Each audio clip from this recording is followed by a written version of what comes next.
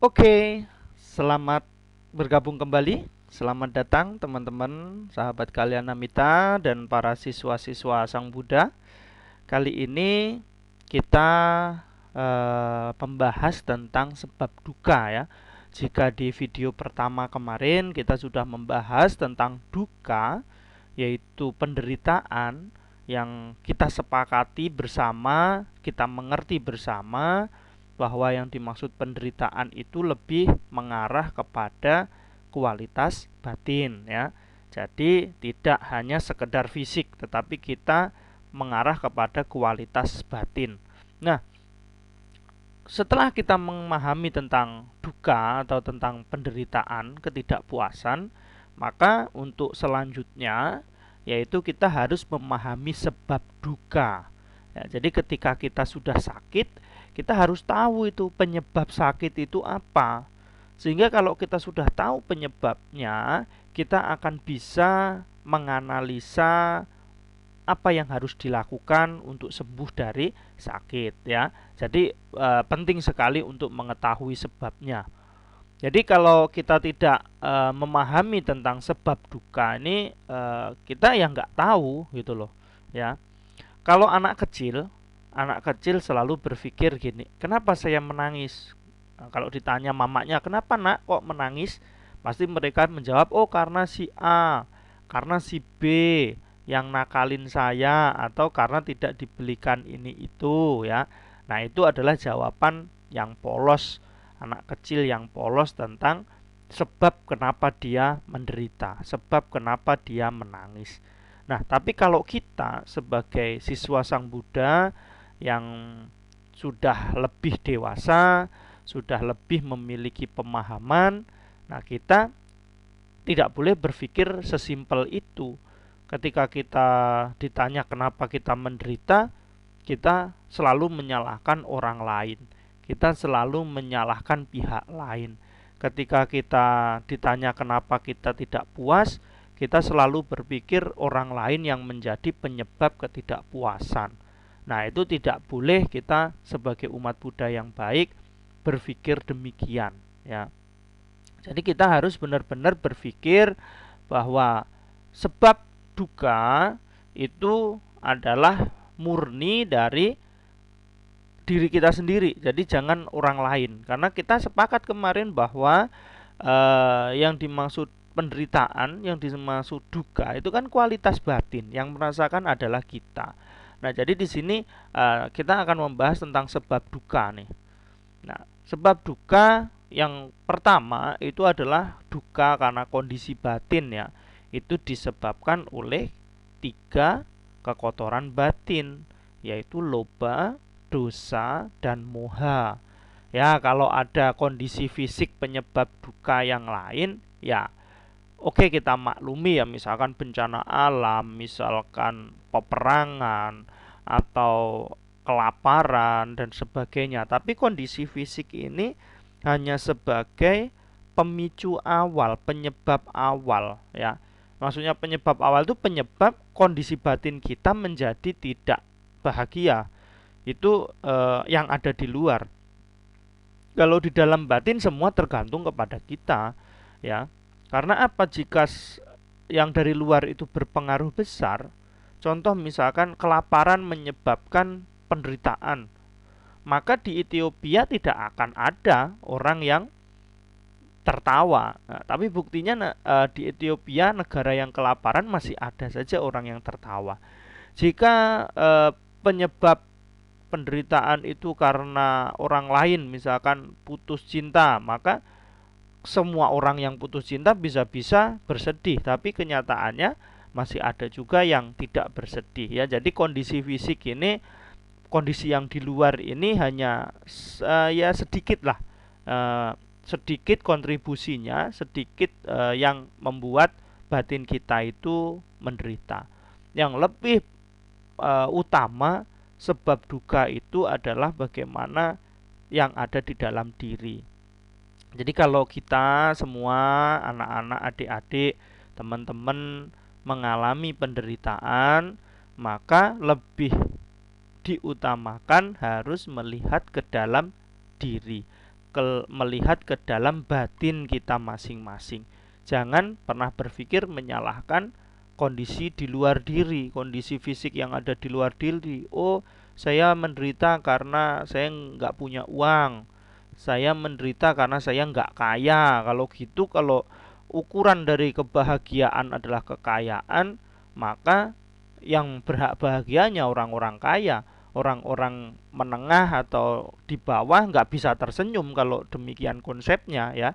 Kita harus menyadari bahwa berbicara duka, berbicara penderitaan itu adalah kualitas batin, karena di situ kita bicara ketidakpuasan ya.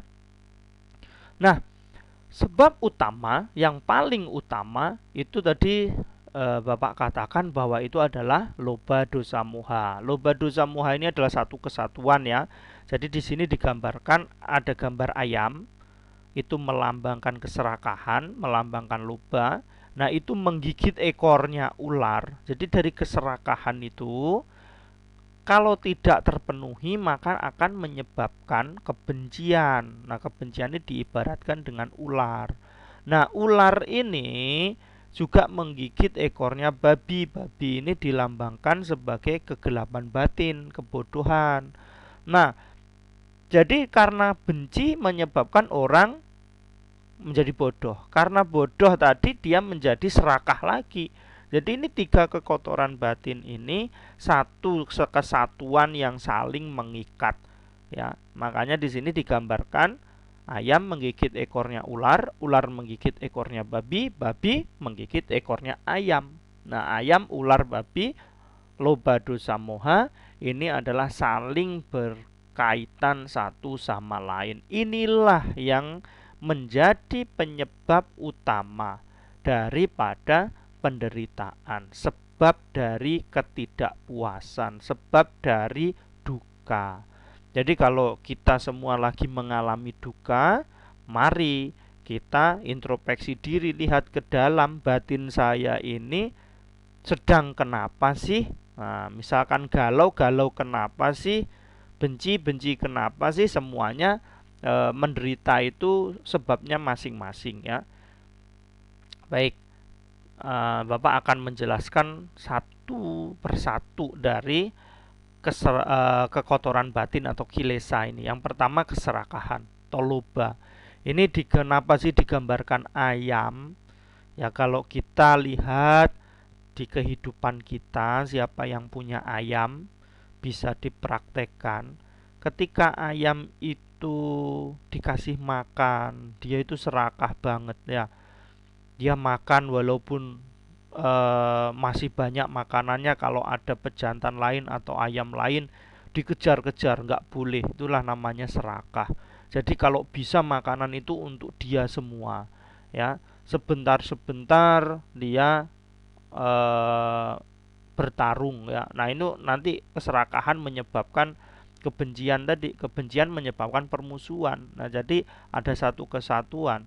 Jadi loba atau keserakahan di sini digambarkan sebagai ayam. Kalau ibu bapak, teman-teman, adik-adik semuanya serakah ya, ya sama seperti ayam itu lagi makan pengennya semua makanan dikuasai.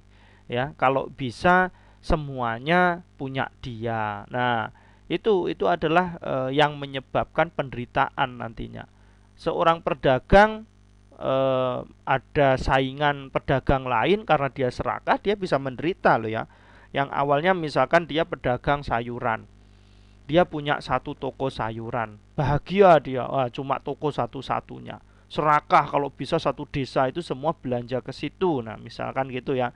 Tiba-tiba ada orang lain yang membuka toko sayuran yang sama di sebelahnya, di sampingnya, di depannya, atau tidak jauh dari lokasi dia berjualan, maka keserakahan yang dia miliki akan menyebabkan penderitaan. Ya, akan menyebabkan nanti sebab yang berikutnya adalah kebencian, benci terhadap orang yang membuka warung itu. Akhirnya muncul kekhawatiran, muncul kegelisahan, nanti kalau hilang gimana omset saya, nanti kalau ada toko lain yang sama gimana pedagang kalau lari ke sana. Nah, para pedagang rata-rata mengalami seperti itu. Ketika dia tidak bisa mengendalikan pikirannya, tidak bisa introspeksi diri, maka dia akan selamanya menerima penderitaan atau ketidakpuasan. Bahkan tidur pun susah, akhirnya sakit-sakitan, hipertensi, ya, darah tinggi, serangan jantung dan sebagainya karena banyak pikiran. Itu loh, ya. Nah, sifat daripada keserakahan ini identik dengan menyenangi hal-hal yang diinginkan. Jadi intinya apapun yang disenangi kalau bisa untuk dirinya, gitu ya.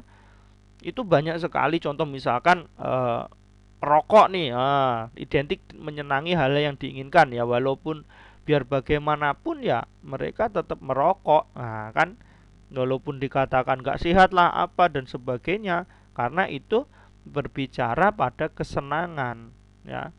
Kesenangan diteruskan menjadi sebuah keserakahan. Nah, sifat serakah ini sifatnya itu melekat dan mengganggu pikiran. Kenapa dikatakan sangat mengganggu pikiran? Ya, semua kilesa mengganggu pikiran ya. Ketenangan akan hilang, kebahagiaan akan hilang. Walaupun hal-hal yang disenangi itu juga mengganggu pikiran. Contoh seorang anak saja. Misalkan ibu bapak membelikan mainan atau membelikan sepeda baru, sepatu baru. Senang dia, ada keserakahan, ada kemelekatan di situ. Itu juga bisa mengganggu pikirannya. Yang harusnya dia waktunya belajar karena ada sepeda baru, belajarnya nggak konsen ya. Dia keganggu pikirannya, pengennya main. Bahkan menjelang tidur pun seorang anak bisa-bisanya nggak bisa tidur gara-gara punya sepatu baru atau sepeda baru. Saking senengnya, saking melekatnya, akhirnya pikirannya juga terganggu. Nah, itu kalau nanti disita, misalkan sepedanya no kamu nggak mau belajar kok disita, itu akan menyebabkan sebab yang kedua, yaitu kebencian nantinya ya. Jadi kebencian itu dilambangkan sebagai ular. Kenapa sih kok dilambangkan sebagai ular? Ya kalau kita tahu ular itu kan diam, tiba-tiba mematok, tidak pernah mau bersuara. Ya orang kalau marah kan seperti itu, ngambek, diam. Kalau tidak bisa mengontrol amarahnya nanti bisa memukul ya. Jadi seperti itu. Jadi dari keserakahan tadi akan menyebabkan sebab yang kedua, yaitu kebencian. Nah, kalau keserakahan aja sudah mengganggu pikiran, nggak bisa tidur walaupun hal yang menyenangkan, apalagi kalau memiliki kebencian, akan lebih-lebih lagi tidak bisa tenang hidupnya. Nah, sifat daripada kebencian ini itu adalah identik menolak dengan hal-hal yang tidak diinginkan. Jika tadi seorang anak dibelikan sepeda baru atau HP baru, ketika pikirannya terganggu, ketika kemelekatannya kepada hal yang baru tersebut mengganggu rutinitas, misalkan seorang anak nggak mau lagi belajar, nggak mau lagi tidur tepat waktu karena sibuk main game, main HP ya. Ini yang fenomena sekarang, ibu bapak harus pahami itu. Ya, dia senang dengan HP baru, mainan baru, melekat, akhirnya terganggu. Ketika orang tua mengambil tindakan dengan menyita dan sebagainya, maka di situ dia akan muncul kebencian, akan tidak menerima keadaan, akan timbul rasa kecewa, akan merasa sesak di dada ya. Ya, jadi ingin lepas dari keadaan itu ya. Kalau bisa jangan ada sih keadaan ini, diomelin mama dan sebagainya, nggak mau dia. Itulah sifat daripada kebencian. Ketika keserakahan tadi menjadi-jadi semakin besar, maka kebencian juga akan semakin besar, ibu bapak. Harus dipahami di situ. Adik-adik juga sama, harus dipahami. Contoh seorang anak ya, dia sudah kecanduan banget sama game. Dengan HP barunya, gamenya sekarang yang lagi booming ya, ada Mobile Legend lah apa, mereka sudah sangat kecanduan dengan game ya. Kalau di awal-awal lihatlah anak kecil yang belum ngerti game, ibu bapak ambil, dia tidak akan marah, dialihkan dengan jajanan, dia tidak akan marah. Tapi kalau dia sudah kecanduan dengan game, dia sudah kecanduan dengan YouTube, sudah semakin keserakahannya, kemelekatannya semakin kuat.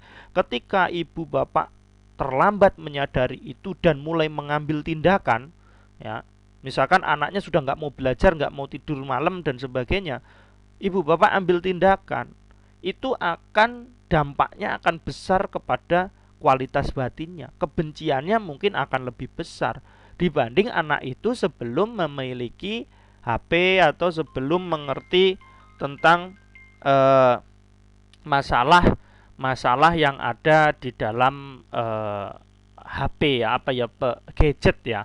Jadi di situ tidak bisa, kita tidak bisa untuk dengan mudahnya melepas kemelekatan begitu saja. Semakin melekat, maka akan semakin kebenciannya itu semakin besar.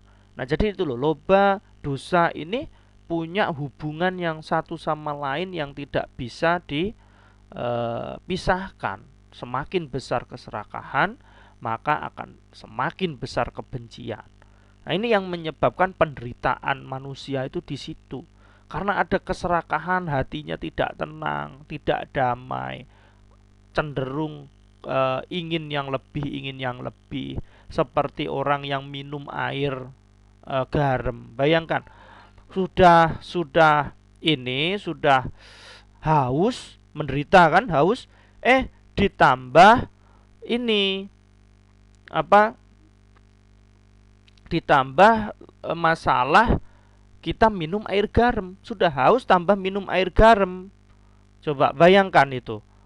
Bayangkan, sudah haus tambah air garam. Hausnya tambah hilang atau tambah menderita, Ibu Bapak? Ya tentunya akan semakin menderita. Itulah sifat daripada keserakahan. Nah, kebencian juga demikian, sudah melekat kuat, tiba-tiba dicopot. Sudah melekat kuat, dicopot. Sakitnya seperti apa? Kebenciannya seperti apa? Misalkan ibu bapak punya kertas atau barang, silahkan dicoba dilem pakai lem glukol, yang lem biasa, tempelin, mungkin nggak melekat, mungkin dia akan lepas sendiri.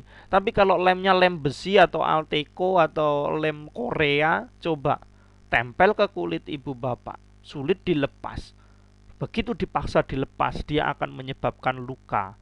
Nah, demikian juga dengan ini, sifat daripada keserakahan dan kebencian. Jadi kalau ibu bapak memiliki anak-anak yang hampir kecanduan dengan video game dan sebagainya, mumpung belum terlanjur, itu harus segera dilepas, harus mengambil tindakan. Karena itu nanti tidak membuat dia bahagia, ya. Memang seolah-olah wah main game bahagia, anaknya diem, tidak. Ya, kebahagiaan itu, ketidakpuasan itu akan muncul di akhir. Ya, makanya banyak sekali penyelewengan-penyelewengan. Ya, penyelewengan masalah tentang anak main game, ya, mulai sifatnya berubah dan sebagainya. Nah, ini dari kebencian. Kebencian ini nanti menyebabkan sebab yang ketiga, yaitu kebodohan atau moha. Nah, moha ini diibaratkan seekor babi nih. Babi itu kan tidak bisa membedakan mana yang bersih, mana yang enggak. Coba, dia bahkan kotorannya sendiri bisa dimakan. Dia tidur bersama kotorannya. Dia enggak peduli bersih atau enggak tempatnya, dia tidur dengan nyenyak. Itu adalah gambaran bahwa moha atau kebodohan ini tidak bisa lagi membedakan mana yang baik dan mana yang buruk. Karena tadi kebenciannya menjadi-jadi, akhirnya tertutup hatinya oleh kebencian dan menjadi bodoh. Ketika menjadi bodoh, dia tidak peduli itu sama mamanya atau sama gurunya, ya. Dia akan melakukan hal-hal yang bodoh, gitu. Bisa saja dengan melawan gurunya, melawan mamanya ketika ingin disita HP-nya, ingin disita gamenya dan sebagainya. Nah, inilah loba dosa moha yang saling bergantungan. Sifat daripada moha ini tidak mampu membedakan mana yang baik dan yang buruk. Gelap mata, tidak berpikir panjang, berujung penyesalan. Ya, kalau moha selalu. Jadi kalau ibu bapak memiliki penyesalan, ya, berarti dulu tindakan-tindakan itu didasari oleh moha, ya. Karena moha ini, kegelapan batin, kebodohan ini selalu berujung penyesalan. Ketika yang dilakukan itu sudah sangat bodoh, sudah sangat keterlaluan, maka dia akan berujung pada penyesalan. Karena loba dosa moha ini ya memang sifatnya seperti itu. Kilesa itu sifatnya membawa ketidakpuasan, membawa kepada penyesalan, membawa kepada kemarahan. Ya, namanya kilesa tidak ada yang membawa kepada kedamaian. Tidak ada kilesa yang membawa kepada kebahagiaan. Maka disitulah dikatakan bahwa loba dosa moha ini adalah sebab daripada duka. Jadi adik-adik harus pahami, sebab daripada duka itu jangan nyari di luar diri, tapi carilah di dalam diri. Kenapa saya berduka? Kenapa saya sedih? Kenapa saya tidak puas? Ya, ingat di video pertama, di pertemuan pertama, video awal tentang duka, dijelaskan bahwa kelahiran juga duka, sakit duka, ya, usia tua juga duka. Nah, itu lebih bersifat kepada batin yang tidak terpuaskan. Tapi ketika kita mampu memahami kelahiran, mampu memahami usia tua, sakit, kematian, berpisah dan sebagainya, kita pahami dengan kebenaran, dengan pikiran yang benar, tidak diliputi loba dosa moha, maka kita tidak akan menderita. Tidak ada dikatakan kita mengalami duka, ya. Contoh, Sang Buddha, para arahat, para orang-orang suci, mereka yang sudah mencapai kesucian tertinggi, ya, mencapai nibbana, itu sudah tidak dikatakan lagi mengalami duka. Walaupun beliau masih mengalami sakit. Buddha beberapa kali juga sakit.